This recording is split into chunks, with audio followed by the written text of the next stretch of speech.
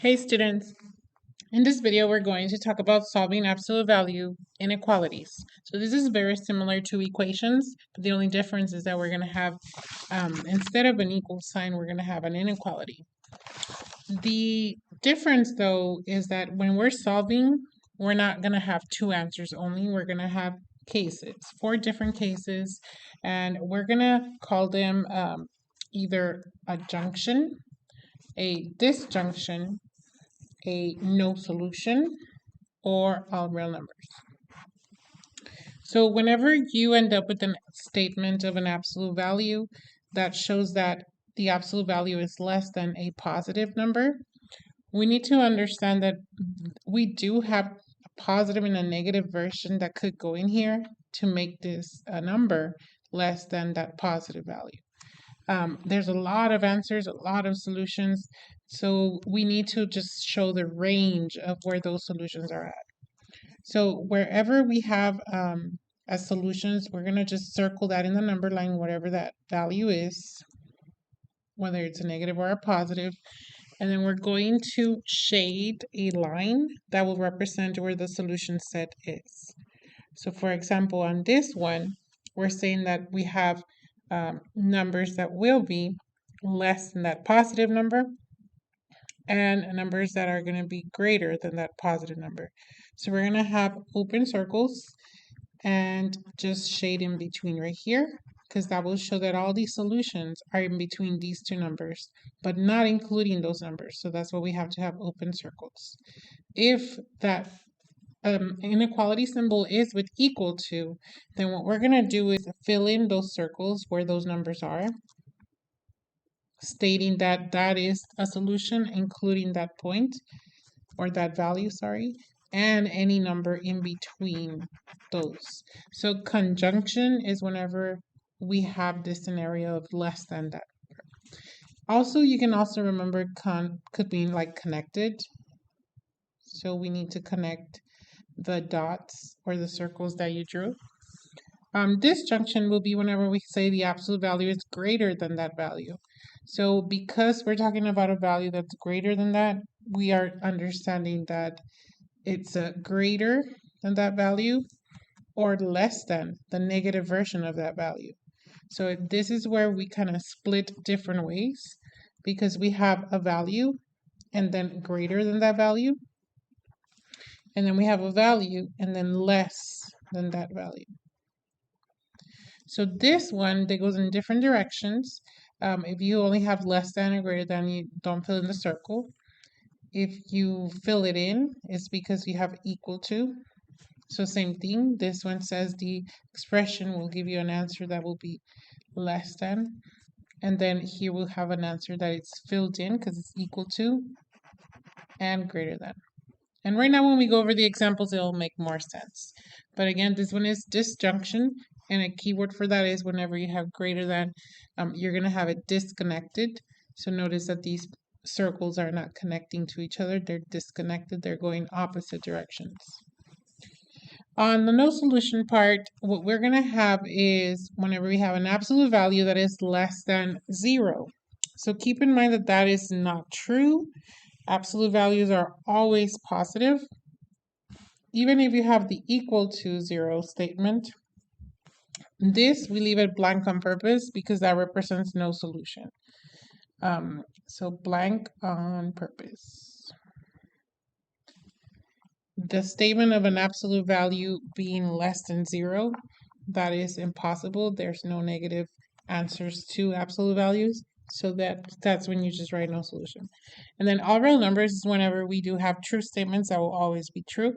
For example, this one has greater than or equal to 0. The fact that it has equal to, you can at some point have a true statement here. So the absolute value also will always be a positive number. So greater numbers are always, like any number greater than 0 will always be true. So because there's so many solutions to this, we are going to have all real numbers. The R statement represents that symbol. And then as far as what do you do here, you shade the entire number line and then arrows at the end. So this is how we represent the solution sets of inequalities in absolute value equations. As far as solving goes, the only thing that you need to remember is that when you are solving, if you divide or multiply by a negative number, you have to flip the symbol. You have to change the inequality symbol to the opposite side. The steps to solving are similar to equations. You isolate the absolute value expression. You determine whether you're going to have which type of solution. And based on if you have disjunction or conjunction, you do move on to solving more. Obviously, if you have the other two, you just state whether you have no solution or other numbers. When you do solve the inequalities, you want to make sure you go ahead and represent the answers using the number line graphed with the inequality notation. So besides writing the answer, you also have to sketch an inequality that shows either the two circles filled in or open, and then whether they're connecting each other, shaded inside, or disconnected, shaded outside, different directions.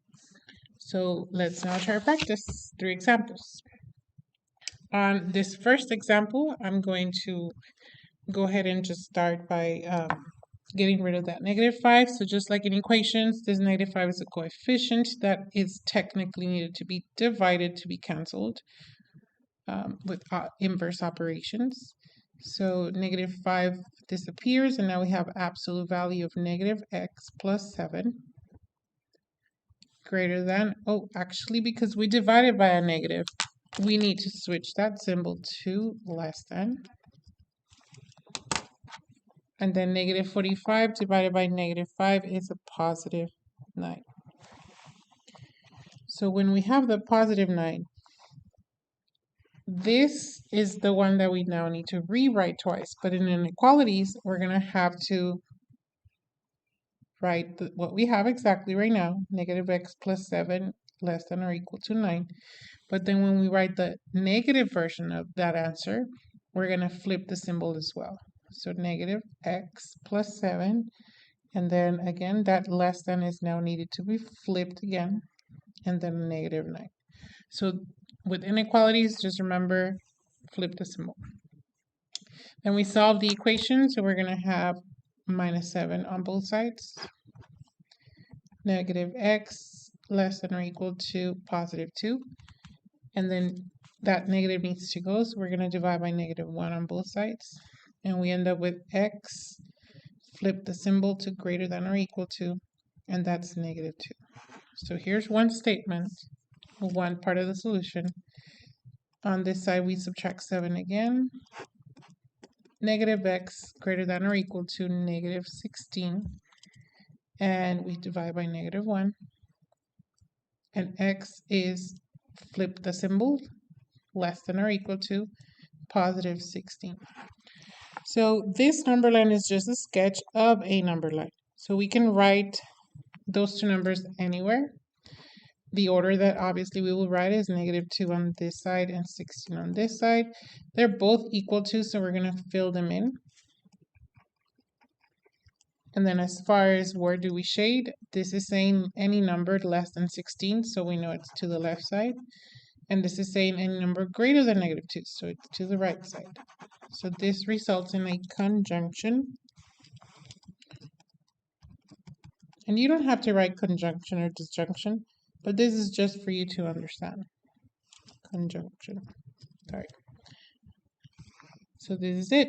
The notation for this, as far as the answer goes, it'll look like this. -2 less than or equal to x less than or equal to 60. So that is the notation for these two answers put together. All right, let's try another example. Here we have -2 on the side. That needs to be reversed. So we're going to divide by -2 on both sides. The fact that we're dividing by a negative, that means we're going to flip the symbol. So we have absolute value of 4x minus 10 greater than or equal to 10. Now that we have the absolute value isolated, we're going to rewrite. And remember, when we rewrite the negative version, we're going to flip the symbol to -10. And then the first one, we keep the symbol and the number the way they are. So 4x minus 10 greater than or equal to greater than 10, and then 4x minus 10 less than negative 10. All right, so when we solve this problem, we are going to add 10 to both sides. So we have 4x greater than 20. Divide by 4. X is greater than 5. On this side, we add 10. And we have 4x is less than 0. Divide by 4. And we have x is less than 0. So on this one, we're going to end up writing that we have a 0 and a positive 5. This one says that we have greater than 5, so we're going to go to the right side. This one says that we have less than 0, so we're going to go to the left side. And the circles stay open because these are not equal to. And as far as the notation goes, we're going to say x is less than 0 or x is greater than 5. So this is the two solution statements or sets that we have. So there's a lot of answers, so we just write where the answers are located. All right, so for the last example, we're going to have same process, a number in front of the absolute value, so we get rid of it by dividing by 3 on both sides. So absolute value of 3x plus 4, we don't flip the symbol because we didn't divide by negative. And then negative 15 divided by 3, that is negative 5. So right here, you ask yourself, can absolute values be greater than negative 5?